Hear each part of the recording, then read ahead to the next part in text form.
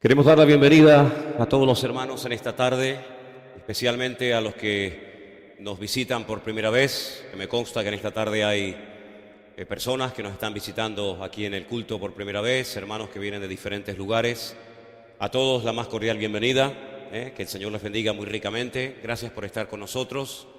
Y para nosotros es un privilegio el poder alabar, el poder adorar juntos a nuestro Dios. ¿Cuántos dicen amén? Gracias a Dios. Quiero recordarles a todos los hermanos que el primer domingo del mes de marzo, el primer domingo del mes que viene, Dios mediante, tendremos en el Puerto de la Cruz bautismos. Hay una serie de hermanos que han decidido poner en práctica este mandamiento que está muy claro en la palabra del Señor. Así es que quiero invitarles desde ahora a que estén con nosotros el primer domingo del mes de marzo, que creo que cae en domingo día 5. Por la mañana tendremos el culto a las 11, como siempre. Luego procederemos a los bautismos y luego, por supuesto, a la tarde tendremos culto aquí en la iglesia, ¿de acuerdo? Entonces, ténganlo presente. El próximo domingo, día 5 de marzo, por la mañana, Dios mediante. Si hubiera por casualidad todavía algún hermano o alguien entre nosotros que se quiere bautizar, pues te hablas conmigo, ¿vale? Te hablas conmigo y yo te digo si te veo que estás ya preparado para dar este paso o todavía tienes que esperar un poquito. En los tiempos de la Biblia la gente se bautizaba prácticamente el mismo día que se convertía. No hay ejemplos en la Biblia de personas que se convertían y después a los años o a los meses se bautizaban. Pero hoy en día las cosas han cambiado mucho y queremos esperar a veces entre una persona que dice que se ha convertido, entre una persona que dice que se ha entregado su vida al Señor, y a veces una genuina conversión, hay un abismo. Entonces queremos ser muy serios en esto, y cuando yo te digo que te veo preparado para bautizarte, es que te veo preparado, si no, no te lo diría. Entonces, si hay, ya digo, alguna persona en la congregación que todavía no ha manifestado su deseo de ser bautizado, pues te hablas conmigo, y todavía de aquí a ese día aún hay tiempo para hablar y sentarnos y ver el motivo que te impulsa a ser bautizado o lo que sea, ¿de acuerdo? Quiero dar las gracias a la iglesia, a todos los hermanos que han estado orando por nosotros. Saben que yo he estado en Israel, estuve una primera semana con un grupo de hermanos que ya han dado algunos testimonios aquí en la iglesia. El día jueves Marcos estuvo aquí y algunos hermanos dieron testimonio. Nosotros lo veíamos en la casa del hermano Adolfo y Paula, allí en Tel Aviv. Lo veíamos en una televisión enorme que el hermano tiene allí en el salón de su casa. Y bueno, también tuve la oportunidad de, no sé qué tal se veía, yo a ustedes los veía muy flacos. No sé si era cuestión de la cámara, los veía muy flacos, muy estirados, muy delgados. Y yo dije, ¿cómo han adelgazado las ovejas en esta semana, no? Y bueno, miraba así, digo, es que era todos, es que no era uno solo, sino les veía a todos muy delgados, una pinta, una planta espectacular. Pero ahora vengo y no es para tanto, ¿no? Y gracias a todos los hermanos que han estado orando por nosotros. Después yo me quedé, el grupo vino el domingo y después yo me quedé unos días allí con los hermanos y siempre hay experiencias y siempre hay cosas nuevas que ocurren. Por supuesto, la lectura que yo hago como pastor de un viaje de estos es muy diferente, evidentemente, a la que hace una persona que viaja por primera vez a Israel. Yo no viajo en calidad de, permítame la expresión, como turista. Tampoco los hermanos fueron como turistas, pero quiero decir esto, que las personas que van por primera vez son muy impactados por todo, porque es otro mundo. No hay punto de comparación Israel con España o con el país del cual tú procedes. Es un país, el idioma, la cultura, los olores, los sabores, las costumbres son completamente diferentes a las que estamos acostumbrados nosotros a movernos. Y es muy impactante sobre todo para las personas que van por primera vez, llegar a un país donde todo es novedad, donde todo es nuevo, donde todo lo que ven les impresiona enormemente. Bueno, en mi caso es diferente, ¿no? Yo ya he ido muchísimas veces, ya he perdido la cuenta, dejé de contar hace mucho tiempo mis viajes a Israel. Este año en principio me quedan como mínimo 2 o 3 viajes más. Así es que la lectura que yo hago de una visita a Israel es diferente. Es una lectura desde otro punto de vista. Soy pastor y conozco muchas veces el trasfondo que hay detrás de algo que pueda impresionar, como el famoso Cótel o el Muro de las Lamentaciones, o la vida de los religiosos, de los rabinos, danzando y cantando. Sí quiero destacar de una forma especial, y eso es algo que sí me gustaría ver con el paso del tiempo, por lo menos aquí en nuestra congregación, y es ver la responsabilidad y la seriedad de los jóvenes en ese país. Se madura muy pronto. No hay lugar para tonterías. A los 18 años todos tienen que ir al servicio militar, y no es un ejército para ir de vacaciones o para conocer gente, sino es un ejército tremendamente preparado, con unas exigencias tremendas, preparados para entrar en combate en cualquier momento. Criaturas con 18, 19, 20 años tienen que estar ahí, los chicos 3 años de su vida y las mujeres 2 años. Maduran muy pronto, toman responsabilidades muy pronto. Cuando salen del servicio militar, se toman un tiempo de descanso, en algunos casos unos meses, en algunos casos un año, depende del poder adquisitivo de cada uno de ellos. Después retoman otra vez sus estudios, y mientras estudian tienen que trabajar. Es decir, que la vida de un joven en Israel no es una vida de playa y de paseo y de papá y mamá, llévame aquí, llévame allá y dame, ¿no? Sino que es una vida de mucha responsabilidad, de mucha madurez, de mucho compromiso. Y eso es lo que a mí me gustaría ver, sinceramente, en la juventud, por lo menos de la iglesia, ya que en la calle eso se ha perdido. Sí me gustaría ver en la iglesia a los jóvenes que asumen responsabilidades, jóvenes ya con 18, 19, 20 años, que todavía no saben ni lo que hacer con su vida, con el excesivo tiempo libre que tienen, no saben si trabajar, si estudiar, si quedarse, si marcharse. Yo pienso que ese nivel de madurez y de responsabilidad tiene que ser algo notorio en nuestros hogares, ¿no? No puede ser que un joven, una chica ya con 20 y tantos, casi 30 años de edad, todavía tenga que depender de sus padres, de lo que le dé mamá, de lo que le dé papá. Yo creo que tenemos que madurar en ese aspecto, ¿no? Entonces es algo que yo quisiera compartir con ustedes, ¿no? Creo que muchas veces cometemos un gravísimo error. Este mes es el mes de la familia, y una de las cosas que diré a lo largo de este tiempo es que muchas veces cometemos el error he oído a veces, yo no quiero darle a mis hijos, o no quiero que ellos sufran lo que yo sufrí. Pero nos olvidamos de que hoy en día somos lo que somos gracias a las carencias y a las dificultades y a las luchas que tuvimos, ¿verdad? Entonces, en la vida las cosas tienen un valor, hay que valorarlas, hay que trabajarlas, y eso es algo que a mí me ha llamado mucho la atención de los jóvenes en Israel. No son chiquillajes, no son niñatos que se asustan que se amedran ante cualquier situación. Son personas que están incluso dispuestos a morir por su país, ¿verdad? Personas que se pegan 2 o 3 años en operaciones, en maniobras, y ni siquiera pueden comunicarse con sus familiares, en fin, por motivos obvios, ¿no? Y eso siempre me ha llamado mucho la atención. También, lógicamente, en la convivencia, en el roce, en el vivir un día y otro día, pues uno va descubriendo cosas, ¿no? Descubriendo cosas que a veces aquí en la congregación pues es muy difícil que surjan y que se manifiesten, ¿verdad? Y a mí como pastor me ha servido también mucho, porque este viaje lo han hecho conmigo personas que son de nuestra iglesia, salvo esta jovencita, esta chica Sara, que al fin y al cabo fue la primera iglesia en la que se congregó, la nuestra, pero que ahora vive en Las Palmas.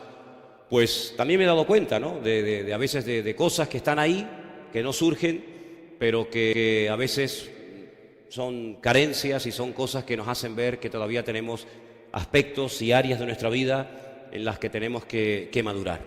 Y creo que todo en la vida tiene un propósito, y a veces el Señor nos mueve de un lugar a otro, nos enseña otras culturas, otras comidas, otra forma de ser, para que maduremos.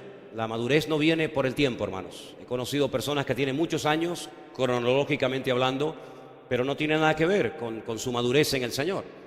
Samuel era mucho más maduro y estaba mucho más sensible a oír la voz de Dios que el mismísimo Elí, que era el sacerdote de su época. Dice que ni siquiera se tomaba el tiempo para corregir a sus hijos, que estaban causando un testimonio terrible y eran una verdadera piedra de tropiezo a todo el pueblo de Israel. Lo mismo le pasó a Samuel, lo mismo le pasó al mismísimo rey David, ¿verdad? Entonces, muchas veces la madurez no tiene nada que ver con que tenga 14 años o 30 o 40 o 50, ¿no? Yo creo que es una decisión que tenemos que tomar, y creo que todos debemos de tomar esa decisión. Yo quiero ser un cristiano maduro. Yo quiero ser una persona que asume responsabilidades. Yo quiero ser una persona que aguanta, como hemos leído esta tarde, pues el ser corregido, el ser discipulado, el ser disciplinado, porque dice la palabra de Dios, y no lo digo yo, que al que a todo aquel que el Señor toma por hijo, a todo aquel que ama, lo disciplina. Es verdad, dice la misma Escritura, si han prestado atención, que ninguna disciplina al tiempo presente parece ser causa de gozo, sino de tristeza, pero después da fruto apacible. Entonces creo que el Señor, una de las cosas que hace muchas veces en nuestra vida para que podamos madurar y no sigamos toda la vida cumpliendo un año más y un año más, pero no creciendo y madurando en el Señor, es disciplinarnos, es ponernos a veces bajo circunstancias que se escapan de nuestro control, para que el que tenga el control sea Él y no nosotros.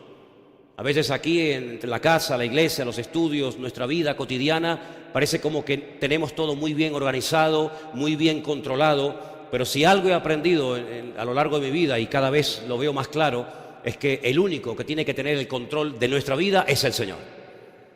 Incluso a veces los cristianos queremos tener todo controlado, el trabajo, la casa, los estudios, el viaje, las vacaciones. Hermanos, nuestra agenda, quien la tiene que llenar, si es que la quiere llenar, es el Señor. Y por eso estos viajes sirven también para darnos cuenta del nivel que tiene cada uno de madurez, ¿verdad? La madurez no es venir simplemente a los cultos y asistir y gloria a Dios, aleluya, y todo el mundo muy contento, sino que la madurez a veces implica, pues eso, ¿no? El aceptar ciertas y determinadas normas, reglas, cambios, etcétera, y ahí es donde verdaderamente sale el verdadero yo.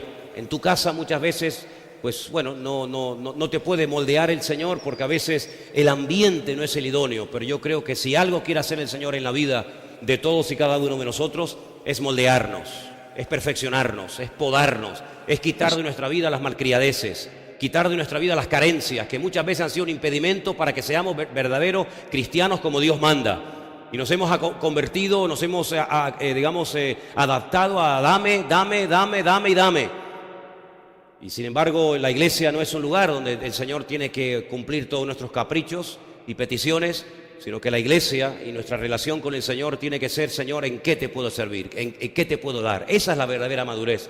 Y eso, con el paso del tiempo, tiene que comenzar a ser algo real en nuestra vida. ¿Cuántos dicen amén? Así que, por supuesto, la lectura que yo hago de un viaje a Israel es muy diferente. Y finalmente, antes de dar paso a que los niños se vayan a sus clases y todo eso, decirles que yo cada vez que voy a Israel vengo más seguro de mi conversión. No tengo ninguna envidia de lo que hacen o de lo que dicen o de lo que practican allí, créanme, sinceramente. Sí, son muy disciplinados, eso hay que decirlo.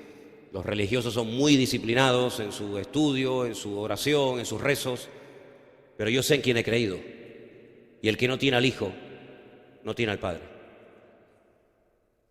Y los rabinos han hecho un trabajo excelente, excelente. Han vacunado a todo el país en contra de Jesucristo, Lo han hecho muy bien, Lo han hecho excelentemente bien. Os voy a poner un pequeño ejemplo.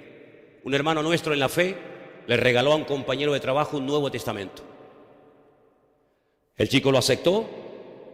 Para él era novedad el poder tener acceso a un Nuevo Testamento en hebreo, pero le consultó a su rabino, le preguntó qué opinaba el rabino de que leyera el Nuevo Testamento, y el rabino le prohibió rotundamente, que eso es traer maldición a la casa, que lo devolviera inmediatamente. Y el chico le dijo: lo siento mucho, no puedo leer el Nuevo Testamento porque mi rabino me lo ha prohibido. ¿Qué te parece? Entonces, los rabinos han hecho un trabajo excelente, han vacunado, repito, a todo el país en contra de Jesucristo. Incluso prohíben la lectura de ciertos y determinados libros. Uno, el Nuevo Testamento, pero aunque te parezca sorprendente, hasta ciertos capítulos del Antiguo Testamento, como por ejemplo el capítulo 53 de Isaías. Y fíjate, hermanos, el trasfondo espiritual que tiene todo esto, al negar, al impedir que la gente acepte y se le caiga el velo de sus ojos, que se cumple una profecía de una forma increíble. Y quiero dedicar un minuto solamente a leerles unos versículos que, si quieren venir conmigo, se encuentran en Isaías capítulo 29, para que veáis cómo esta palabra no es de la que quiero hablar esta noche, pero solamente a modo de ilustración. En el capítulo 29 del profeta Isaías hay una palabra tremenda que está en pleno vigor, y usted la puede comprobar allí. Porque déjeme decirle que cuando usted lee en la Biblia, escribas, fariseos, saduceos, todavía están allí, todavía viven allí, todavía puedes verlos en las calles, cómo se levantan temprano a la mañana los Shabbat y se llevan un shofar pequeñito y se ponen en los semáforos y tocan. Y cuando la gente les mira, pues es cuando elevan sus oraciones, porque les gusta ser vistos. Como dice la palabra, eso no fue solamente hace 2000 años, eso se puede seguir viendo hoy en día, aunque parezca mentira. Y dice aquí en Isaías 29:9, deteneos y maravillaos, ofuscaos y cegaos, embriagaos y no de vino, tambalead y no de sidra. Escuchen, porque el Señor derramó sobre vosotros espíritu de sueño, cerró los ojos de vuestros profetas y puso velos sobre las cabezas de vuestros videntes. Y os será toda visión como palabras de libro sellado, el cual si diere al que sabe leer y le dijeren, lee esto ahora, él dirá, no puedo porque está sellado. Y si se diere el libro al que no sabe leer, diciéndole, lee esto ahora, él dirá, no sé leer. Dice pues el Señor, porque este pueblo se acerca a mí con su boca y con sus labios me honra. Esto es evidente, pero su corazón está lejos de mí. Y su temor de mí no es más que un mandamiento de hombres que les ha sido enseñado. ¿Qué te parece, amigo? ¿Qué te parece? Por tanto, he aquí que nuevamente excitaré yo la admiración de este pueblo con un prodigio grande y espantoso, porque perecerá la sabiduría de sus sabios y se desvanecerá la inteligencia de sus entendidos. Así que cuando una persona se niega a abrir su corazón al Señor, cuando una persona incluso hasta maldice y escupe cuando se menciona el nombre del Señor, cuando una persona ni entra ni deja entrar a los que quieren entrar, ni quiere leer ni deja leer a los que quieren leer el Nuevo Testamento, pues amigos, pierde toda posibilidad de conversión, pierde toda posibilidad de que el Espíritu Santo le quite el velo y pueda convertirse y pueda tener un encuentro con el Señor. Y esto está pasando hoy en día en Israel. A veces cuando la gente viaja a Israel piensa que allí todo el mundo es convertido, que van todo el mundo cantando por las calles. Nada que ver, nada que ver. Incluso a veces los rabinos van a las iglesias y apedrean y escupen a los creyentes. ¿Qué les parece? Y hacen todo lo habido y por haber para impedir que el evangelio crezca y avance, pero todo se les vuelve en su contra, porque el Señor está haciendo una obra maravillosa, aunque el hombre no quiere que se haga, y es que mucha gente se está interesando por el evangelio y mucha gente está asistiendo a veces a escondidas a ciertas y determinadas congregaciones y están experimentando el amor y la presencia de Cristo en sus vidas. Hay un barrio en Jerusalén que se llama el barrio de Mea Sharim, el barrio de las 100 puertas. Es un barrio ultraortodoxo donde viven todos los ultraortodoxos de la religión judía, y paseando por esa calle un joven nos paró. Al oír que hablábamos en español, nos paró y nos comenzó a preguntar cosas de dónde éramos, etc. Nos preguntó si éramos cristianos, pero qué tipo de cristianos éramos. Y bueno, para no alargar el testimonio, fuimos a su coche. Me dijo, ven a mi coche. Y dentro de su coche, con las ventanillas cerradas, en pleno barrio ultra ortodoxo judío, me pone la música de Marcos Witt, de Marcos Barriento, de Jesús Adrián Romero. Y le digo, pero ¿cómo conoces tú todo esto? Mis mejores amigos cuando yo me voy a España son pastores evangélicos. Y yo he ido a cultos. Y me encanta. Bueno, después me puso también música de La Pantoja y todo esto, ¿no? Pero por si la conocía, digo, sí, algo conocemos. Pero realmente un enamorado del Señor. Y el Señor está haciendo una obra que a veces nuestros ojos no ven. Quiero decirles que en la Biblia una vez un gran varón de Dios se sintió solo, como probablemente tú, hermano y hermana, te has sentido en más de una ocasión solo, diciéndole incluso al Señor, quítame la vida, ya no aguanto más, me siento solo. Sin embargo, la divina respuesta le dijo, hay 7.000 personas que no han doblado su rodilla ante Baal. Eso quiere decir que ese sentimiento de soledad a veces el Señor permite que lo experimentes, pero en medio de esa soledad la voz del Señor siempre te dice, yo estoy contigo, aunque tu padre y tu madre te abandonen, yo nunca te abandonaré. Así que oremos por ese pueblo. Somos nosotros los que tenemos que comunicarle algo a ellos.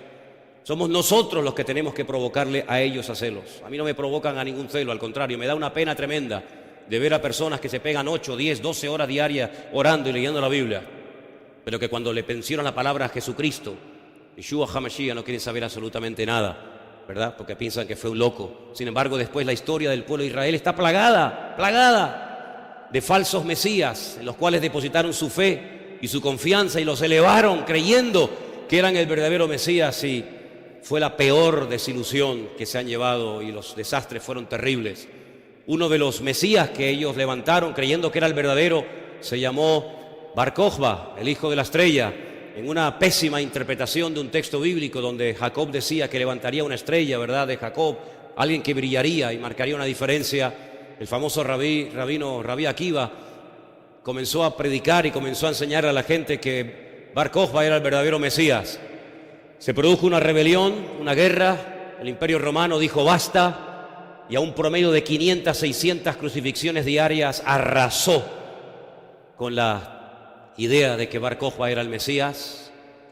Cogieron al Rabí Akiva, que lo había levantado a lo alto, con tenazas al rojo vivo le arrancaron la piel.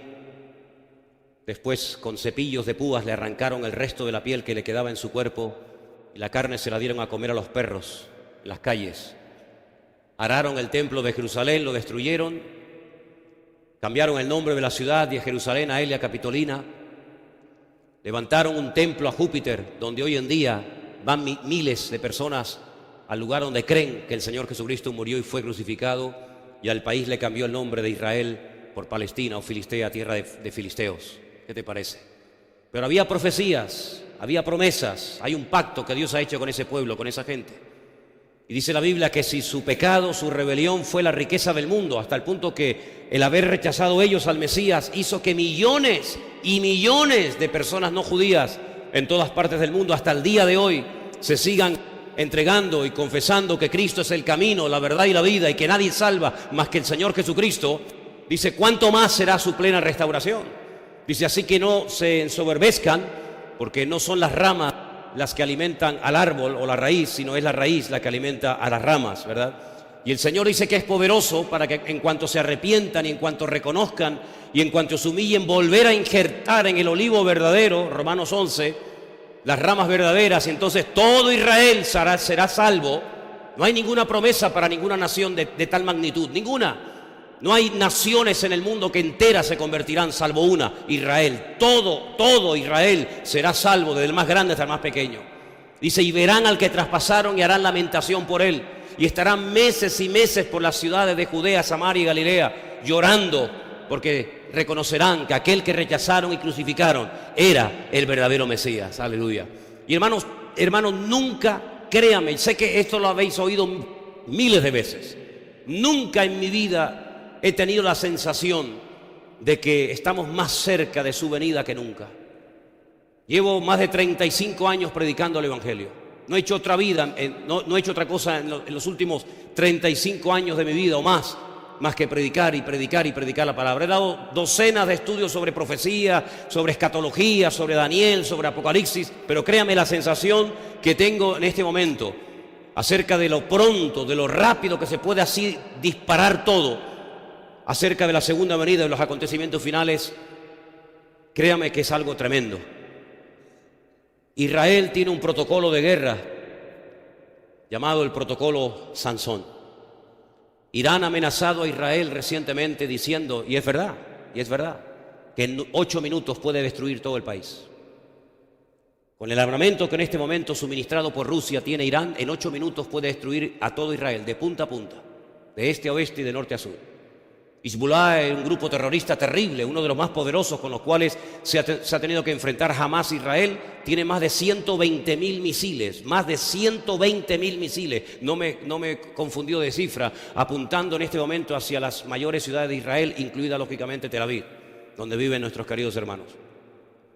Estando nosotros en Israel, no nos enteramos, yo me enteré por una foto que me mandó Elena, desde la península del Sinaí. ISIS, el Daesh, lanzó 5 misiles contra la ciudad de Eilat, abajo donde termina Israel, allí en el Mar Rojo. 4 fueron interceptados, 1 cayó en tierra, no pasó absolutamente nada. Israel tiene ese protocolo de guerra diciendo, si nos atacan, ojivas con capacidad destructiva nuclear saldrán disparadas en todas las direcciones y nosotros moriremos y seremos destruidos, pero ni uno de ustedes quedará vivo para festejar y celebrar la victoria. Todos morirán. Así que si intentan destruirnos, quiero que sepan que Siria, Líbano, Irak, Irán, Arabia Saudita, Egipto, etcétera, etcétera, serán borradas de la faz de la tierra para siempre.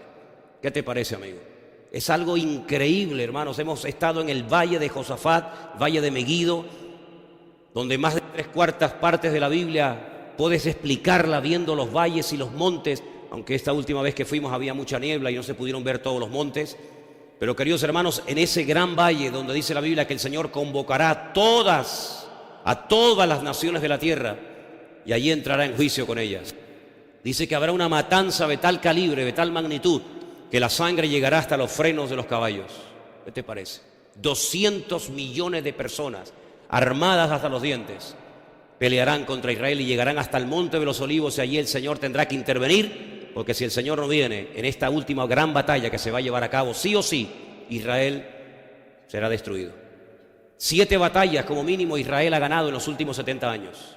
De todas ha salido victorioso, de todas ha salido vencedor, pero de esta última gran batalla no va a poder salir victorioso a menos que miren al cielo y a menos que clamen a aquel que traspasaron y crucificaron. Y en ese momento vendrá el Señor. Y dice Zacarías capítulo 14, y en aquel día pondrá él los pies sobre el monte de los olivos y se partirá ese monte y será un gran valle. Y allí el Señor vendrá y todo ojo le verá y toda rodilla se doblará y toda lengua confesará que Cristo es el Señor, para la gloria de Dios Padre. Y todo eso que hemos leído durante años y años, de generación en generación, se ha estado traspasando estos datos, este conocimiento, esta información a los creyentes, está próximo a ver su cumplimiento, hermanos. Así que no perdáis más el tiempo, por favor, queridos hermanos. Lo que tenga que hacer, hágalo pronto, decídase ya de una vez. No esté, permítame la expresión del tingo al tango, aquí, allá, me quedo, me voy, oro, no. Hermano, decídase ya de una vez. Sería una tragedia que después de haber estado años usted saltando de iglesia en iglesia y escuchando cientos o miles de predicaciones, al final te quedes y pierdas lo más grandioso, que era el haberte ido con el Señor por haber sido simplemente un religioso de tantos y tantos que hoy en día están llenas las congregaciones. El Señor viene a buscar un pueblo sin mancha y sin arruga. Basta ya de tonterías, basta ya de perder el tiempo, basta ya de estar gastando nuestra energía, nuestra juventud y nuestros recursos en cosas vanas. Basta ya de enfadarnos y de molestarnos por cualquier amonestación que nos hagan aquí o en cualquier otra congregación. Basta ya de estar siempre pendiente de que me llame, me escriba, me visite. Hermano, hay que madurar. Dice el Señor en su palabra, después de tanto tiempo, debiendo ser ya maestros, todavía tenéis necesidad de alimento, no de sólido, sino de leche, porque sois niños. ¿Cuántos niños hay aquí? ¿Solamente los chiquitines? Yo espero que todos y cada uno de nosotros tengamos bien puestas las pilas y tengamos bien claro en quién hemos creído. Viva una vida en orden, en santidad, sin la cual nadie verá al Señor, dice la Biblia. Las iglesias están pasando un periodo terrible, terrible. Lo que hoy en día se ve en las iglesias y en los púlpitos es de vergüenza.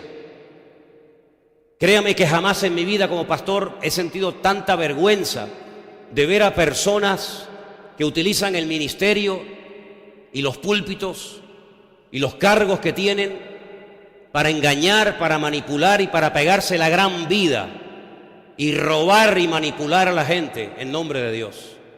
Es increíble lo que está pasando, amados hermanos. Y es tiempo de que nosotros nos levantemos en pie de guerra y digamos, basta, basta, se acabó. Vamos otra vez a la fuente, hermano, vamos a la palabra de Dios. Ella es la base y el fundamento de nuestra vida. Y la única manera en estos últimos tiempos, en esta recta final, de no caer, es poniendo nuestros ojos y nuestra confianza solamente en el Señor Jesucristo. Y si está pasando por luchas y dificultades, le recuerdo lo que dice uno de los hermosos salmos de la Biblia. Desde la angustia invoqué al Eterno y Él me respondió. ¿Cuántos dicen amén? Así que esta no es la predicación, esta no es la palabra que iba a compartir. Esto es simplemente un breve testimonio. Oramos un momentito y ya los niños pueden pasar a las clases, ¿les parece? Señor, te damos gracias en esta tarde por tu presencia. Hemos venido para aprovechar el tiempo en este lugar. Hemos venido para que tú nos hables y que podamos decir, así dice el Señor. Señor, anula la voz del hombre y que solamente sea la voz de Dios, la palabra de Dios la que hable, la que ministre, la que toque, la que corte toda atadura, mentira o engaño de la carne. Y podamos salir en esta tarde, Señor, decidiendo hoy a vivir y a servir a mi Señor con todo mi corazón y con todas mis fuerzas. Bendice esta palabra que hoy vamos a compartir, Señor. Y también ahí a los niños que van a estar en sus clases, bendíceles también y ministrales a ellos conforme a su necesidad. Te lo pedimos en esta tarde en el bendito nombre de Jesús. Amén y amén. Pueden pasar los niños, por favor, a sus clases. Nosotros nos quedamos aquí. Y hermanos, les anunciaba que vamos a tener durante este mes, yo todavía no he podido compartir ninguna palabra referente al tema de la familia, porque he estado estos domingos fuera. Seguramente tendremos que meternos también en el mes de marzo y hablar acerca del tema de la familia, porque el Señor en su palabra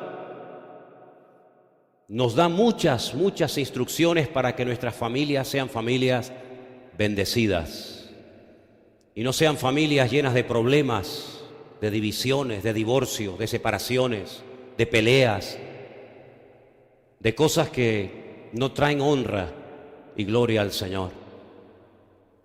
Lo más hermoso que tendrás en esta vida, después de tu salvación, debería ser tu familia. Pero lamentablemente, como pastor, tengo que decirles que muchas veces nos hemos encontrado a gente en nuestro ministerio que proceden de familias que, si eso se llama familia, y muchas veces las carencias que se experimentaron en la familia después se manifiestan en las congregaciones.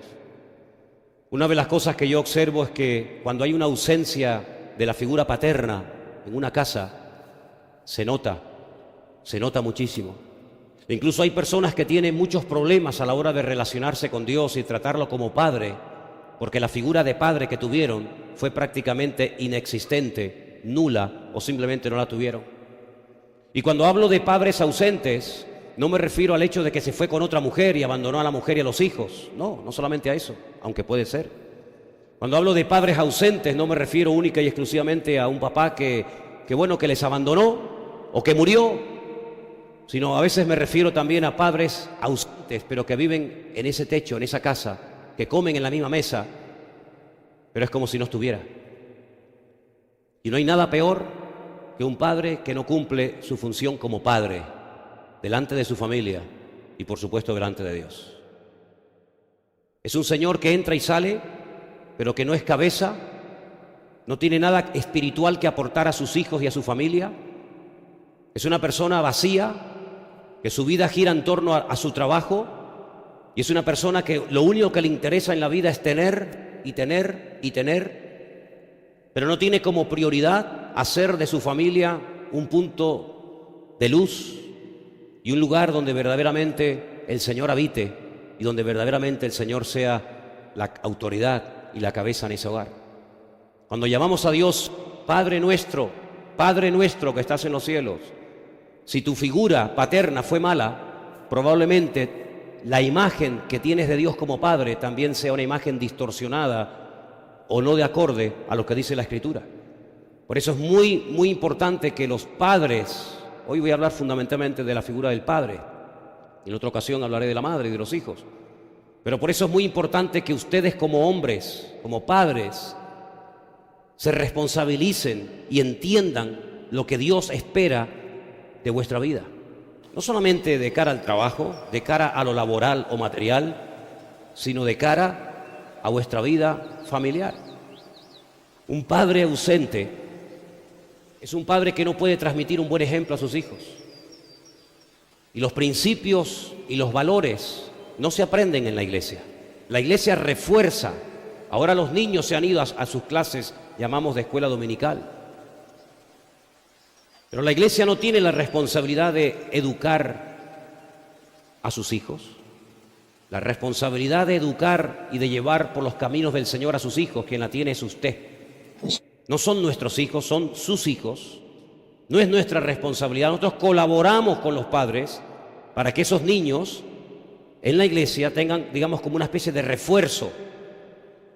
Pero a veces nos encontramos con niños que no saben orar y tienen que aprender en la escuela dominical a orar, cuando quien debería haberles enseñado a orar a sus hijos es su padre y su madre en casa.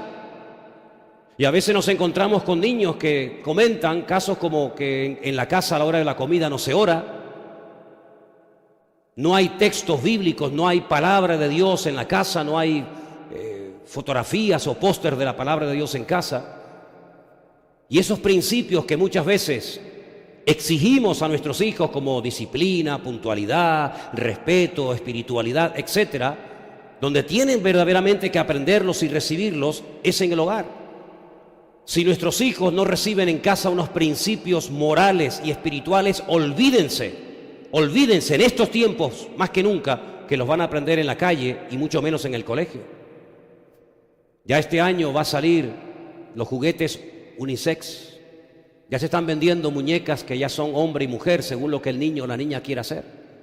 Ya en muchos colegios ya no hace falta poner baño de niño o baño de niños, sino que ya son baños donde va el que quiera. Y hoy en día ya hay leyes en más de 17 comunidades autónomas en este país llamado España, donde si usted lleva al psicólogo o trata o disciplina a su hijo o a su hija por un problema sexual o por un problema de una distorsión en cuanto a su identidad sexual, su hijo puede denunciarlo y usted puede terminar con sus huesos en la cárcel. ¿Qué le parece? Muchos de los que enseñan en los colegios son homosexuales o lesbianas. Y estas aberraciones, estos pecados terribles, que se ve como normal y natural en nuestra sociedad, es lo que nuestros hijos cada día ven, escuchan, oyen y ven en televisión, en el colegio, en las calles y en todas partes. ¿Dónde van a aprender nuestros hijos que no hay matrimonios entre hombres o entre mujeres, sino que el matrimonio es entre un hombre y una mujer, entre papá y mamá? ¿Dónde van a aprender a orar? ¿Dónde van a aprender a respetar? ¿Dónde van a aprender a amar a Dios? ¿Dónde? ¿En la iglesia una vez a la semana? ¿Media hora? No podemos delegar esa responsabilidad en personas que tienen a tu hijo o a tu hija media hora a la semana y durante toda la semana, ¿qué? Por eso la ausencia de enseñanza, la ausencia de la falta de enseñanza en cuanto a principios, en cuanto a disciplina en el hogar, se paga muy, pero que muy caro.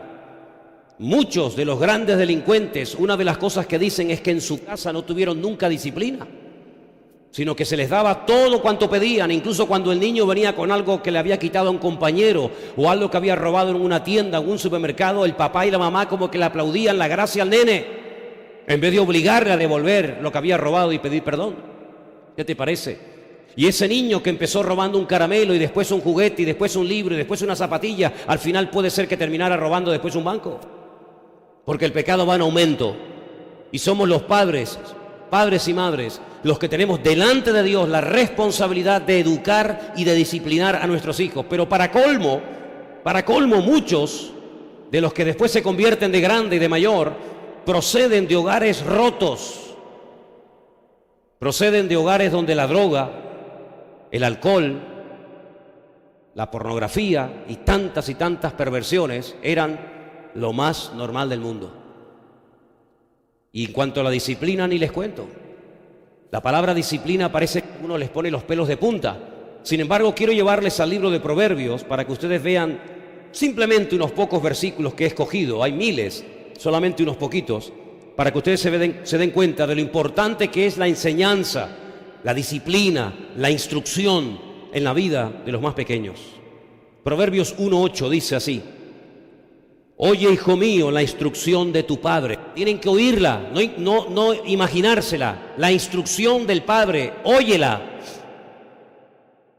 Y no menosprecies la dirección de tu madre. ¿Se dan cuenta? Los dos trabajando en equipo. No es que papá dice no y mamá por atrás dice sí, no pasa nada. O no es que la mamá dice no hagas eso y papá dice hazlo, no pasa nada. Sino que son un equipo. El padre dice aquí instruye y la madre da dirección, y ambos trabajan en equipo para que ese arbolito, ahora que se puede enderezar, no se tuerza y se quiera enderezar cuando sea demasiado tarde. Porque adorno de gracia serán a tu cabeza y collares a tu cuello. Hijo mío, si los pecadores te quieren engañar, no consientas. Si dijeren ven con nosotros, pongamos acechanza para derramar sangre, acechemos sin motivo al inocente, ¿verdad? ¿En qué principio se va a basar ese niño? Cuando le vengan las tentaciones, cuando le vengan las ofertas por parte de los compañeros de colegio, de instituto, de universidad, tendrá un temor de Dios que va a ser como una alarma en su alma, una alarma en su corazón, y dirá no. Mi padre y mi madre me dijeron que eso no estaba bien. Y dice que será como algo, como una especie de protección que lo guardará durante toda su vida. Proverbios capítulo 4, versículo del 1 al 10 dice: oíd, hijo mío, la enseñanza de un padre. Fíjense la cantidad de veces que menciona la palabra padre o madre. Óyela, esté atento para que conozcas cordura, porque os doy buena enseñanza. No desamparéis mi ley, porque yo también fui hijo de mi padre, delicado y único delante de mi madre. Él me enseñaba y me decía: retenga tu corazón mis razones, guarda mis mandamientos y vivirás. Adquiere sabiduría y adquiere inteligencia. No te olvides ni te apartes de las razones de mi boca. No las dejes y ella te guardará. Ámala y te conservará. Sabiduría ante todo, adquiere sabiduría, y sobre todas tus posesiones adquiere inteligencia.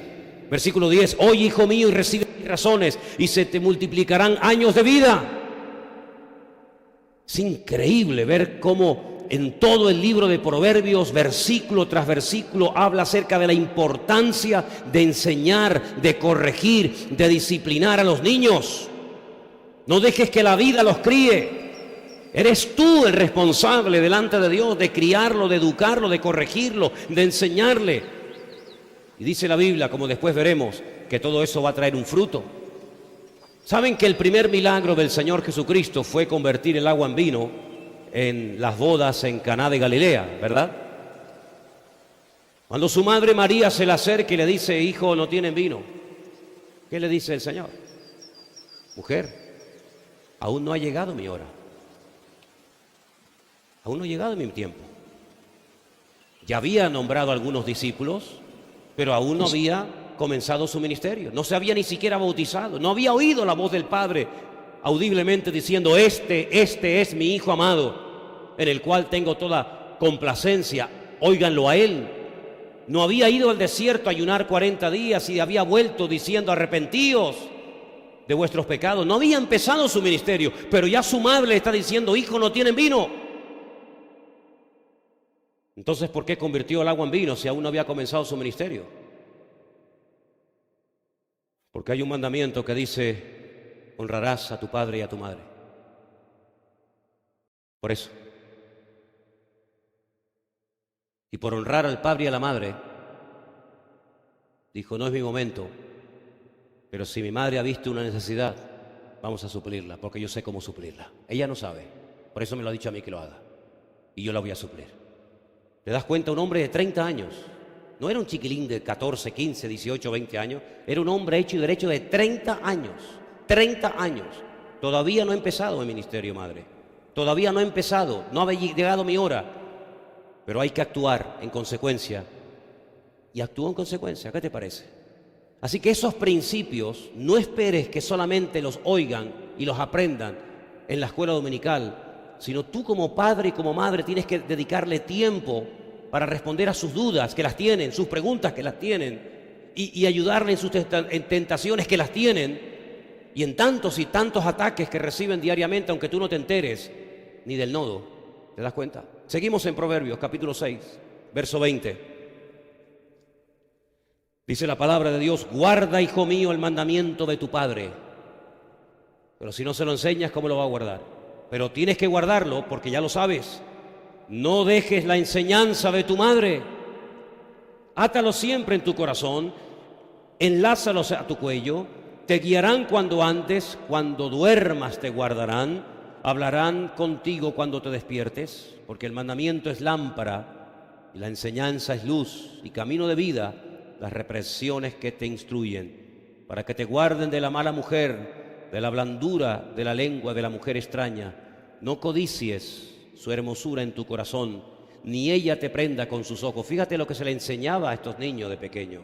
Cuidado, porque ahora eres un niño, ahora te tienta el juguete del niño, ahora te tienta el juguetito de tu amigo, pero el día de mañana te tentarán otras cosas, como por ejemplo fijarte y dejarte arrastrar por la mujer ajena, la mujer extraña, que te puede prender con su hermosura, con su salamería.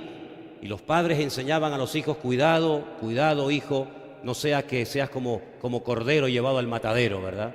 Estas enseñanzas las recibían en casa. Fíjate qué nivel de enseñanza.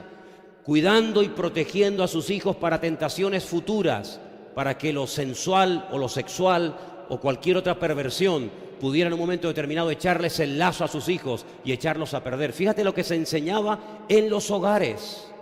Como alguien me preguntó en este viaje, ¿en el templo no se enseñaba? No, en el templo se iba a ofrendar, se iba a diezmar, se iba a otras cosas, pero no se iba a recibir enseñanza. La enseñanza fundamentalmente la recibían y la reciben hasta el día de hoy los hijos a través de su padre y de su madre en la casa y en la sinagoga. Se leen las escrituras, se da una enseñanza a nivel general, pero es en la casa donde el papá discipula a su hijo y donde la mamá enseña a sus hijos, y ambos se complementan y colaboran juntos para hacer de ese hombre y de esa mujer un hombre de Dios el día de mañana. ¿Cuántos dicen amén? Proverbios 22:6, ahí viene la promesa que les comentaba antes, versículo que ustedes saben ya de memoria. Pero para ver resultados tienes que cumplir la primera parte. Instruye al niño en su camino. ¿Cuándo hay que instruirlo? Cuando tenga 18 años, que él elija. ¿Dónde dice eso la Biblia? ¿Dónde dice la Biblia que no le voy a enseñar nada de la Biblia a mi hijo y que cuando él sea grande elija? Es un disparate de la psicología moderna. Esto es una barbaridad que el Satanás ha logrado meter en la cabeza de millones de personas. No se le puede presionar al niño, no se le puede decir que lea la Biblia, que ore, que venga a la iglesia. ¿Quién dijo eso? ¿Quién dijo eso? Mi Dios en su palabra me dice a mí como padre y a ti como madre: instruye a tu hijo en su camino, y aun cuando fuere viejo no se apartará de él. ¿Cuántos dicen amén? No se apartará, pero primero tiene que ser instruido. Si se aparta, probablemente no fue demasiado bien instruido. No digo que sea el 100% de los casos, pero hay mucho más probabilidad de que un hijo y una hija vaya por el buen camino al ser enseñado en la palabra, que vaya por el buen camino al no haber sido instruido en la palabra del Señor, evidentemente. Como le dije hace poco a alguien, hay más posibilidades de morir si vas a 200 kilómetros por hora en la autopista que si vas a 80. Claro que te puedes matar a 80, pero hay mucho más probabilidades, ese es de loco, que si vas respetando las normas establecidas. Proverbios 29:15, otro versículo más que nos habla acerca de la importancia de cumplir nuestra función. La vara y la corrección dan sabiduría, mas el muchacho consentido avergonzará a su madre. ¿Te ha pasado, mamá? ¿Que te deja en mal lugar y te hace pasar vergüenza a tu hijo? La culpa no es de él, la culpa es tuya. Porque dice que el niño consentido hará que su madre pase vergüenza. La pregunta cuando leía esto es: ¿por qué no menciona al padre? ¿Por qué no dice que el padre es el que pasará vergüenza, sino la madre? Permítame que le dé una opinión personal en cuanto a esto. Salvo excepciones que las hay en todo, generalmente, la madre consiente más que los padres, generalmente. No digo que sea su caso, hermana, no se sienta aludida, pero generalmente la madre es más blanda. El padre es como más duro, más exigente. Cuidado que hay de todo, Cuidado que hay de todo. Pero generalmente la madre es: pobrecito, mi niño, no le hagas caso a tu padre que hoy vino nervioso del trabajo. Está cansado. Vete. Toma. Pero no le digas nada a tu padre. Eso te va a pasar factura. Si tu hijo es un salvaje porque tú no te atreves a decirle quédate quieto o te quedas quieto, cuando vayas de visita a una casa y comience a romper los sillones de la señora que va a visitar y a tirar todo y a comportarse como un salvaje, te va a hacer pasar vergüenza a ti, que lo has consentido. ¿Quién tiene la culpa? ¿El pastor? ¿El gobierno? ¿Rajoy? ¿El Coletas? Tú la tienes. Así que comienza a tomarte en serio el educar a tu hijo antes de que te haga pasar momentos de terrible vergüenza en público. Estás a tiempo, todavía es pequeño, todavía el árbol se puede enderezar, pero cuanto antes mejor, porque hay momentos que ya el árbol es mejor dejarlo como está, porque como lo quieras enderezar, te lo cargas y lo partes. Instruye al niño, no dice al adolescente, claro, también, se sobreentiende, pero empecemos la instrucción, empecemos los principios morales y espirituales desde la más tierna infancia. Y ya verás cómo cada vez le va a costar menos aceptar ciertas y determinadas reglas y límites en su vida. La lectura que se leía esta tarde, si quieren volvamos a ella, en Hebreos capítulo 12, nos habla acerca de la disciplina. La palabra discípulo viene de disciplina. Un discípulo es una persona que está bajo la disciplina de un maestro. A veces como que la palabra disciplina nos pone en guardia porque tiene como una especie de connotación mala o negativa. No, nada que ver, nada que ver. No. Un futbolista está bajo la disciplina de ese club y el club que le paga pone las condiciones y si no rinde, lo traspasan y el año que viene, chao, adiós, muy buenas. Una persona que va a un colegio está bajo la disciplina, bajo la tutela de esos educadores o enseñantes. Nosotros, ¿bajo quién estamos? ¿Quién es el que nos disciplina? ¿Quién es el que nos disipula? ¿Quién es el que nos cubre? ¿Quién es el que le pone, como yo digo, el cascabel al gato? A veces tu padre no se atrevió a decirte lo que tenía que haberte dicho. Y a veces tu madre tampoco se atrevió. Y a veces algunos creyentes, algunas ovejas han tenido la desgracia de caer en ministerios que no tenían ninguna autoridad moral ni espiritual para corregirte a ti, porque a lo mejor ellos estaban igual o peor que tú. Porque yo digo que para hablar y corregir a una persona, el primero que tiene que predicarse el mensaje es el que lo está dando, evidentemente. La Biblia dice que nadie puede ser pastor, nadie ni siquiera puede ser diácono en una congregación si no sabe tener a sus hijos en obediencia mientras estén bajo su techo, mientras estén bajo su cobertura. Dice que el que no sabe gobernar su casa, ¿cómo pretende gobernar la casa de Dios? ¿Cuántos pastores hoy en día están predicando después de haberse casado, separado, divorciado 2 y 3 veces? ¿Qué autoridad tiene ese personaje de decirle a una congregación, de hablar de moral, de hablar de unidad familiar, de hablar de matrimonio, de orden y de obediencia, cuando usted, que dice que es el pastor de la iglesia, ya lleva 2 o 3 matrimonios y sus hijos son un auténtico desastre? ¿Qué credibilidad tiene esa persona? ¿Las palabras? ¿El título que tiene? Ninguna, bíblicamente ninguna. Ahora no nos extraña que cuando Samuel estaba a punto de morir, un gran hombre de Dios, dicho sea de paso, con todo mi respeto lo digo, los ancianos de Israel llegaran y le dijeran: Samuel, por favor, no nos pongas a ninguno de tus hijos como responsables espirituales del país cuando tú mueras, porque la conducta de tus hijos es terrible. Es tremendo, porque él cuando era niño fue criado por el sacerdote Elí, que también tuvo el mismo problema. Sus hijos eran los sacerdotes de la época, pero eran un desastre. Y luego él, parece mentira, reproduce en su vida familiar aquel gran defecto y pecado que vio cuando era niño en la casa del sacerdote Elí. Y por eso se pasó de ese tiempo de jueces a un tiempo de monarquía, que también fue otro fracaso.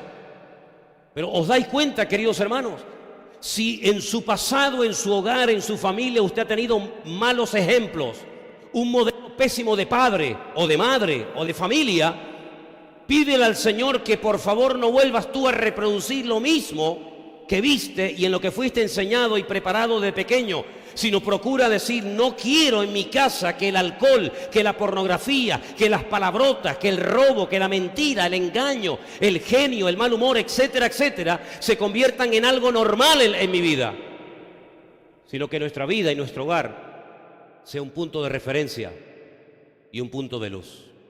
Si usted fracasa en su casa, usted ha fracasado en todo. Usted puede ser un gran predicador, un gran cantante, un gran guitarrista, un gran pianista, en lo que usted quiera, pero si su vida no acredita y avala su ministerio, lo mejor que pueda hacer para el bien suyo propio, el de los suyos, el de los demás, es bajarse de ese púlpito y esperar un tiempo hasta que usted pueda ser un botón de muestra de lo que usted le pide a los demás que sean. ¿Cuántos dicen amén? ¿No tuviste papá? Procura que el Señor llene ese vacío, porque personas que no tuvieron padre o que prácticamente no hacía absolutamente nada, eso afecta más de lo que tú te puedas imaginar. Por eso el Señor nos da el gran privilegio de llamarle a Él Padre nuestro, Padre bueno, que estás en los cielos. No permitas que las carencias, las heridas de tu infancia, de tu adolescencia o de tu juventud marquen tu destino de una forma negativa que no pueda ser una bendición para otras personas. ¿Cuántos dicen amén? Hermanos, dicen que hay 3 factores que determinan nuestra conducta. 3 factores que son fundamentales para llegar a ser lo que somos hoy. Una es la genética. Parece mentira el peso genético, ¿eh? Ay, amigo, déjeme que les ponga un pequeño ejemplo. El Señor, el Dios Todopoderoso, el Dios de Abraham, de Isaac y de Jacob, cuando nació Ismael, su primer hijo, con Agar, la egipcia, le dijo: será un hombre fiero, todos contra él y él contra todos. El Señor ya le reveló a su padre, le reveló a sus descendientes cómo sería su temperamento, cómo sería su carácter. Por eso es muy importante que tú renuncies a cualquier aspecto, vamos a decir, hereditario, que sea la identidad, que sea lo más conocido en esa familia. Por ejemplo, hay familias que en el barrio son conocidos como los ladrones. Las familias. Cuando pases por enfrente de su casa, ponte la mano en el bolsillo, porque eso, como te vean la cartera, te despluman, amigo. Es como un estigma, es como un sello que tiene esa familia, o la familia que todos en esa casa, todos son drogadictos. El padre, la madre, los sobrinos, los nietos, los sobrinos, unos entran, unos salen de la calle, pero todos están enganchados. Desde el abuelo, desde el bisabuelo son así. Familias que están marcadas por la depresión. La madre era depresiva, pero es que su abuela también lo era, y el sobrino, y el cuñado, y el primo. Es como una maldición que pesa sobre esa familia. Todos son depresivos, incluso algunos se han tirado por un puente y se han matado, y el otro se quitó la vida suicidándose, no sé qué. Familias que están marcadas como por una especie de mano negra. La genética es terrible. Cuando nuestra vida no está en las manos de Cristo, la genética pesa más que la influencia de Dios en tu vida. Fíjate lo que le dijo Noé a su hijo: maldito sea Canaán. ¿Y cómo eran los cananeos? Eran terribles, terribles. Y lo único que puede cambiar ese factor, esa influencia, ese peso terrible genético sobre tu vida es una verdadera y genuina conversión a Cristo. Los cananeos eran pervertidos, eran idólatras, eran terribles. Pero cuando se convirtió Rahab, la cananea, mira cómo cambió todo. Sé que algunos estarán pensando en este momento en ese texto de Éxodo capítulo 20, que dice que Dios visita la maldad, ¿sí o no? La maldad sobre los hijos hasta la tercera y cuarta generación, y en algunas iglesias se paran ahí y manipulan y cortan el texto y mutilan la palabra, y ese es el daño y el temor que sufre mucha gente. Sin embargo, el texto no termina ahí. El texto dice literalmente que Dios, es verdad, visita la maldad sobre los hijos hasta la tercera y cuarta generación de los que me aborrecen. Esa es la diferencia. Pero sobre 1000 generaciones llega la bendición de aquellos que aman y respetan y aceptan y acatan los mandamientos del Señor. ¿Cuántos dicen amén? Cuando Rahab la cananea se convierte al Señor y forma parte del pueblo de Israel y se casa con un señor llamado Salmón, al poco tiempo queda embarazada y ya esa maldición, digamos, genética queda anulada. Porque cuando uno se convierte al Señor no tiene que tener miedo del pasado, porque los hijos no llevarán el pecado de los padres, ni los padres llevarán el pecado de los hijos, sino el alma que pecare, esa la que morirá, nada más. El Señor dice: yo voy a quitar de Israel de cuajo ese refrán que ustedes tienen, que lo dicen y creen que es verdad y es falso. Los padres comieron las uvas y los hijos sufrieron la ventera. Eso es falso. ¿Quién pecó, Señor, este o su padre, para que este pobre hombre naciera ciego? Ni él ni su padre. Estáis haciendo una mala interpretación, una pésima lectura de una realidad. Este hombre ha nacido así para que yo hoy manifestara la gloria de Dios sobre su vida. Y es interesante notar cómo cuando esta mujer se casa, dicen que con uno de los espías que visitó su casa, un señor llamado Salmón, y da a luz a un hijo, y nació nada más y nada menos, como ustedes saben bien, que vos. Ay, amigo. Sí, vos. Aquel terrateniente, aquel multimillonario, dueño de enormes latifundios, lleno de enormes terrenos en Belén de Judea, donde años más tarde llegó una viuda llamada Ruth, la moabita, y se casa con él, y queda embarazada, y tiene un hijo llamado el siervo, el Obed. Aleluya. Y Obed tiene un hijo llamado Isaí. E Isaí tiene muchos hijos, pero el más conocido y famoso de todos es David. Y de David arranca la tribu de Judá, a través de la cual vino el Mesías. ¿Te das cuenta? Cómo la maldición se torna en bendición. Cómo la genética sí, tiene un peso tremendo. tal la madre, tal la hija, dice la Biblia, pero cuando te conviertes al Señor, no tienes que tener miedo de que ese cáncer, de que ese alcoholismo, de que esa enfermedad, esa locura o depresión que caracterizó a tu familia por años y años, generación y generación, se para, se detiene, porque en Cristo las cosas viejas pasaron y aquí todo es hecho nuevo, dice la palabra de Dios. Y ese es el espíritu que tenemos que tener los creyentes, no vivir con miedo. Ay, es que no hay maldición que pese sobre un hijo de Dios, porque mayor es el que está en nosotros que el que viene contra nosotros, y el diablo lo sabe, pero quiere oprimirte y quiere traer condenación a tu vida. Pero la Biblia dice: ninguna condenación hay. ¿Para quién, hermanos? Para los que están en Cristo Jesús, Señor nuestro, dice la Biblia. Y cuando eso lo declaramos y lo confesamos, lo interiorizamos y lo vivimos, en paz me acostaré y asimismo dormiré. Pero siga, porque solo tú, Señor, me haces vivir confiado. Den un aplauso fuerte al Señor en esta tarde. Aleluya. Amén.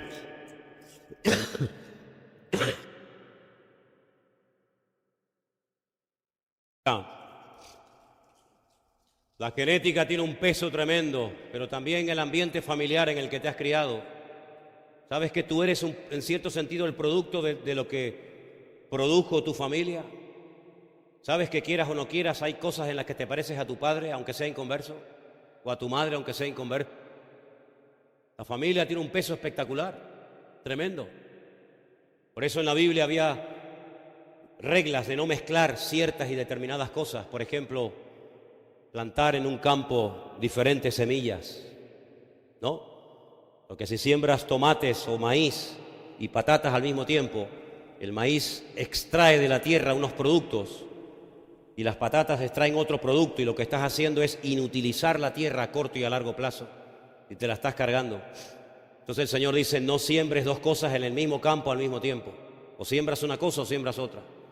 Por eso el Señor decía: no puedes arar con un buey y con una mula, porque es un yugo desigual, porque uno tiene un ritmo y otro tiene otro ritmo, uno tiene una altura y otro tiene otra altura, y eso va a salir mal el surco. Por eso la Biblia prohibía los injertos. Lo que es manzana, ahí se queda; lo que es pera, espéralo, pero no me hagan mezcla, porque eso es algo fuera, en contra de toda naturaleza. Y de ahí arranca el texto que dice: no os mezcléis en yugo desigual con los incrédulos. Usted quiere hacer una empresa, ni se le ocurra juntarse con un inconverso. Ay, pero es que ya lo hice, dice la Biblia: deshaz eso lo antes posible, antes de que arruine tu vida. Si ya con un cristiano es a veces complicado tener un negocio, imagínate con un inconverso. ¿Qué te parece, amigo? Ahora, si usted se cree más sabio que Dios, si usted se cree más inteligente que Dios, adelante. Le espero al final del camino y le recordaré este mensaje del día de hoy. No os unáis en yugo desigual con los incrédulos. Es que es muy hermosa. Ella respeta mis creencias, pero es que es convertida. Todavía no. Entonces, tú la vas a convertir. Tú eres la vas a convertir. Y la vas a convertir justamente después de casarte. No la puedes convertir antes. Y no será que la naturaleza te enseña una lección muy interesante, que a veces nos hacemos los tontos. Porque yo he observado que hay gente que se hacen los tontos cuando les interesa, pero cuando no les interesa son muy listos y lo saben todo, ¿eh? Hay una lección que yo no soy un hombre muy inteligente, pero tampoco soy muy tonto. Creo que soy normalito. Y la naturaleza nos enseña que si usted tiene un saco con 250 patatas o papas, si me entiende mejor, y hay una podrida, lo mejor que puede hacer lo antes posible es extraer la podrida. Pero alguno puede decir: pero hermano, son 250 contra una. ¿No puede la influencia, el roce de 250 papas sanas hacer que la papa podrida se sane? Bueno, inténtelo. Hágalo usted, que está listo. Y al final del camino lo encuentro. ¿Sabe lo que nos enseña la naturaleza? Que no. Que lo podrido, aunque sea uno, siempre tira de lo sano. Si tú te juntas con gente podrida, espiritualmente hablando, te van a terminar contaminando a ti. Dice la Biblia que se conviertan ellos a ti, no tú a ellos. El Señor le dijo al pueblo más consagrado y el pueblo más cerca del Señor, el que más milagros vio y el que más vio la gloria del Señor: no os juntéis en yugo desigual con esas naciones, porque ellas os convertirán a vosotros y terminaréis adorando a sus dioses y terminaréis aborreciendo mi palabra. Y aunque en ese momento sonara como un disparate, al final el Señor tenía la razón. Tenía la razón. Y usted me dirá, pero es que yo conocí un caso de un chico que se enamoró de un inconverso, viceversa, y al final se convirtió. Sí, gloria a Dios, claro que sí. Pero la excepción no confirma la regla, querido. Por un caso que usted ha visto, yo le puedo hablar de 1000 casos que también he visto, de cómo una persona echó por tierra su vida, su juventud, su ministerio, por haberse enamorado de la persona equivocada y echó a perder su vida y la de su descendencia, y muchas veces sin vuelta atrás. Por lo tanto, sí, la genética ejerce influencia en la familia, pero también el ambiente y la educación que hemos recibido. Y aquí sí entra la iglesia. Porque esta congregación, yo no sé las demás iglesias, no lo sé, porque ya bastante tengo con lo mío como para estar preguntándome lo que hacen los demás. Yo, lo que hagan los demás no me interesa. Yo le digo que en esta congregación, cuando usted venga aquí, usted va a escuchar aquí única y exclusivamente palabra de Dios. Yo no predico de libros, yo no me meto en internet y me aprendo un mensaje de memoria y luego repito como un loro en el púlpito. Nunca lo he hecho y nunca lo haré. Eso no significa de que no pueda aprender de los demás. Pero lo que sí le quiero dejar bien claro, que en esta iglesia, en este púlpito, se predicará siempre, única y exclusivamente, la palabra de Dios. Y habrá momentos en los que tú te vas a sentir aludido. Faltaría más que usted venga a una congregación y nunca se sienta aludido en nada. Pues entonces, ¿qué quiere que le diga? Si usted nunca se va a sentir aludido en nada, una de dos. O usted está muerto y ni siente ni padece, o la persona que está en el púlpito transmite muerte y no transmite vida y no usa la espada de la palabra de Dios, que es la que corta la ligadura del pecado. Porque en una iglesia el que anda mal se tiene que sentir aludido cuando se expone ante la evidencia de la palabra de Dios. El adúltero en mi congregación se tiene que sentir pésimamente mal. Y tiene dos caminos y dos opciones. O dejas tu adulterio, dejas tu fornicación, dejas tu desorden y tu pecado, o no vas a poder continuar en una congregación donde todo lo que se cante y lo que se diga te va a sentar como jarro de agua fría. ¿Por qué? Porque en la iglesia venimos a cambiar y a hacer la voluntad de Dios y no a oír palabras que endulcen nuestros oídos. Y al que no le guste, que Dios lo bendiga. Pero en este lugar solamente hablaremos claramente al pan, pan y al vino, vino. Claro y raspado, como dicen los venezolanos. La palabra de Dios. Y si usted está en pecado, póngase en orden. Y si usted ha robado, ya puede estar devolviendo y pidiendo perdón. Y si usted está viviendo y acostándose con el novio sin estar casado, arréglese con Dios. Eso es lo que dice la palabra del Señor. Pero se ha perdido el temor de Dios en las congregaciones. Y muchas iglesias son auténticos circos. Muchas congregaciones son iglesias donde la gente va a ser prosperados. Mire, yo no sé si usted va a venir a esta iglesia y va a ser prosperado, yo no tengo ni idea. Pero yo no vengo a esta iglesia para ser prosperado materialmente. Yo vengo a esta iglesia para oír la palabra de Dios y que Dios me diga lo que me tenga que decir para ser mejor cristiano de lo que he sido hasta el día de hoy. Yo no me tengo que adaptar a usted, caballero. Usted se tiene que adaptar al evangelio. Y yo no tengo el objetivo de tener una iglesia grande. Yo lo que quiero es tener una congregación de gente ordenada. Me da igual si son 4, si son 1000 o son 20.000, me da exactamente igual. Hace años, y voy terminando, un pastor me dijo: quiero presentarte a una chica, esto fue en la península, que viene de Tenerife. Y bueno, el pastor me decía, dice que es cristiana. Entonces él me la presenta y me dice: mira, esta es la hermana que yo te decía. Y le dije: ¿tú vivías en Tenerife? Dice: sí. Digo: ¿dónde? Dice: en el sur. Ah, qué bien. ¿En qué parte del sur? Y me lo dijo. No puedo dar muchos detalles porque sabe Dios a dónde llega esto. No es que tenga miedo, yo no tengo miedo a nadie, pero por prudencia, ¿no? ¿Y dónde te congregabas? ¿A qué iglesia ibas? Y me dijo: no, es que no me podía congregar. ¿Y cuánto tiempo viviste en Tenerife? Dice: 8 años. 8 años sin congregarte y te llamas cristiana. ¿Cristiana o Cristina? ¿No te llamarás Cristina? Digo: ¿por qué no te congregabas? Dice: es que yo trabajaba durante la noche. ¿Ah, sí? Trabajabas durante la noche. Digo, ¿trabajarías por casualidad en este área de la noche? Me dijo, sí. Y le dije al pastor, esta no es cristiana. Entonces el pastor me dice, hermano Manolo, déjame que te dé un consejo. Si quieres tener una iglesia grande, me dijo, tienes que ser muy permisivo. Si quieres tener en tu ministerio una iglesia grande, tienes que permitir ciertas y determinadas cosas. Y le dije, en la tuya sí, en la mía no. Porque mi objetivo en la vida no es tener una iglesia grande, sino una iglesia donde more la santidad y el temor de Dios. Y me da igual predicarle a uno que a 20.000. Pero nunca, jamás en esta congregación vendrá usted a escuchar una palabra que pase por encima de su cabeza. Qué bonito, qué simpático este hombre, qué chistes cuenta, oye, qué bien lo hemos pasado, qué ambiente más sano, qué bueno, oye, puedo traer al que yo quiera y sé que este hombre no va a ofender a nadie. No, a mí usted me va a amar con toda su alma o no me va a poder ver ni en pintura.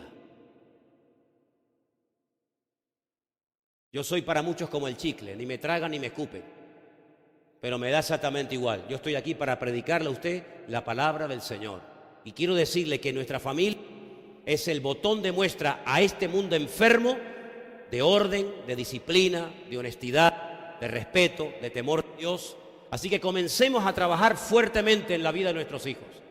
Reúnase con sus pequeñitos. Si aún no tiene, claro, yo ya reunirme con mis hijas ya va a ser complicado, pero reúnase usted con los pequeñitos y dice, no, vamos a leer la Biblia, vamos a orar, vamos a repetir un versículo de memoria. Si tiene papá y mamá el privilegio de llevar todavía, yo he hecho mucho de menos eso, pero si usted todavía tiene el privilegio de poder llevar a sus hijos a la escuela por la mañana, vaya por el camino, como dice la Biblia, al acostarte y a levantarte en el camino, cuando entres y cuando salgas, vaya hablándoles la palabra del Señor. Dile, repite conmigo, el Señor es mi pastor, nada me faltará. Y vaya leyendo la Biblia, vaya orando por Él, vaya bendiciéndolo en el camino. Y cuando sea grande y usted ya no esté en su vida, ese niño, esa niña tendrá una base y un fundamento. Y recordará toda su vida que tal vez su padre no fue un hombre muy inteligente, no le dio una gran carrera, pero le dio lo más valioso en esta vida, que es la bendita palabra de nuestro Dios. ¿Cuántos dicen amén?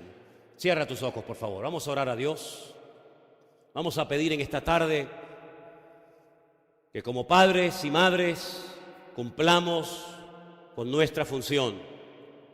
Que como padres y como madres instruyamos a nuestros hijos en los caminos del Señor y podamos con su ayuda y con su bendición ser instrumentos a través de los cuales mis hijos puedan llegar a conocer a mi Dios y a su bendita palabra. Hermanos, ser padre y madre no es fácil, y más en estos tiempos, ¿sabe? No es fácil. Pero una de las cosas que tenemos que tener bien claro es que papá y mamá trabajan como uno solo. Serán Ejad Basar, una sola carne. Una sola carne, papá y mamá, una sola carne, al unísono. Y si nosotros le pedimos al Señor sabiduría, el Señor nos la va a dar.